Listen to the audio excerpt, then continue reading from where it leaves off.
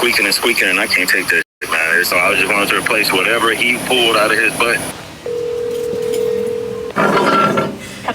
Hey, sweetie, can you go to O'Reilly's? Yeah. When you get there, just give me a call.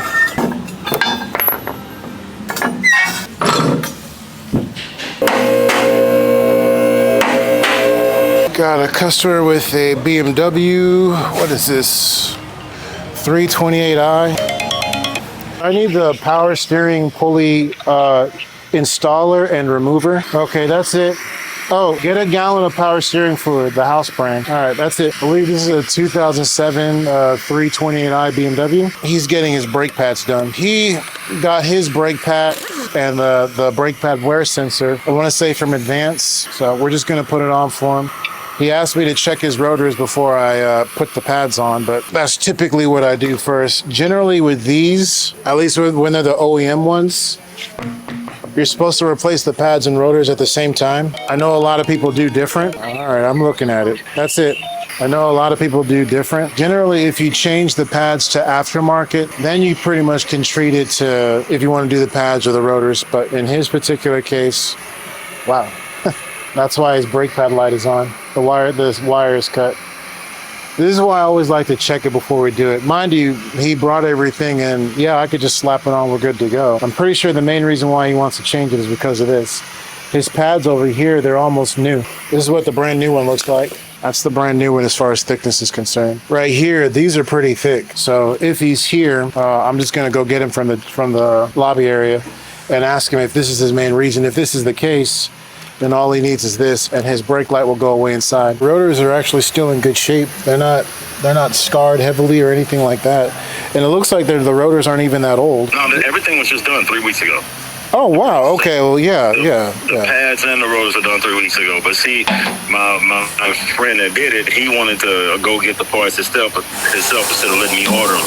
And then they've been squeaking and squeaking and squeaking, and I can't take that. Man, it's driving me crazy. And so I ordered these specific pads that I have for the vehicle. You know, they're like dealer quality or better. And so I just wanted to replace whatever he pulled out of his butt. Okay. You know what I mean? It's stuck on there and with those. And I just want to make sure the rotors, because I'm sure it ain't the rotors that's going to be causing the squeaking, right? No, it's going to be your pads. The pads are generally just not the right material. Yeah, I mean, they just squeak and squeak. It's bad, man. It's just, yeah, it's real bad. So it's annoying too. So that's what I was doing. Okay. I just want to be sure that before we put these new pads on there, that the rotors were good, because if not, I was going to have to replace those too. Okay, I understand that. So basically for you, the brake job was done, but it's just squeaking like crazy, and these newer pads are supposed to be an upgrade from what you have now. Is that pretty much the case?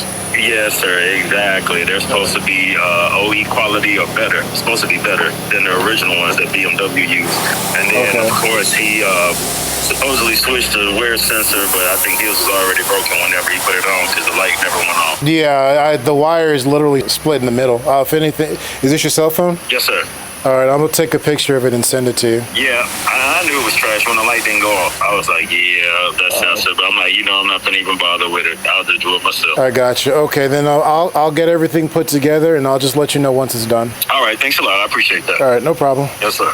All right, bye. Bye. Okay, so we have the go-ahead. We will change the pads. So I'll send that to him so at least he sees it. Okay, well, now we got a little more information. Now we'll go ahead and change it out for him. All right, so we're gonna change it out for him and see how everything goes. There. See, look at that. Yeah, he's definitely not making up his story in comparison to the new one. I mean, just look at that. This is his brake pad sensor that's supposed to tell you that the brakes are bad. Since the wire is cut, obviously it's not going to do that very well. Okay. So they fit.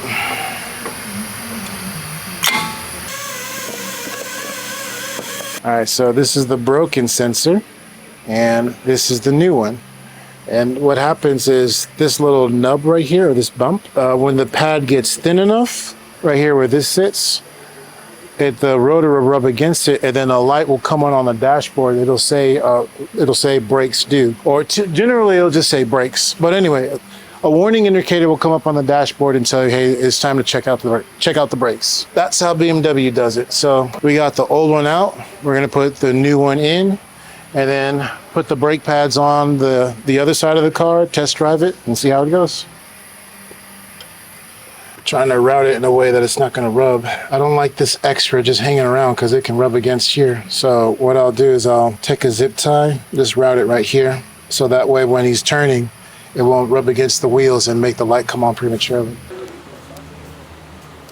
It's only that one side that needs the sensor. Now, mind you, the way I have it set up, I'm not going to do it too tight, because if I make it too tight, it's like I'm choking a water hose. I don't want the wiring itself to get real hot and burn. So just to snug it, and we'll cut it. Okay. This side is done. This is on here. This is on here. Yep. All right. Good to go.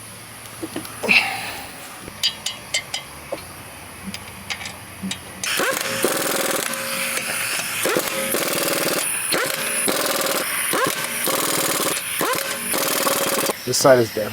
Now we will do the other side.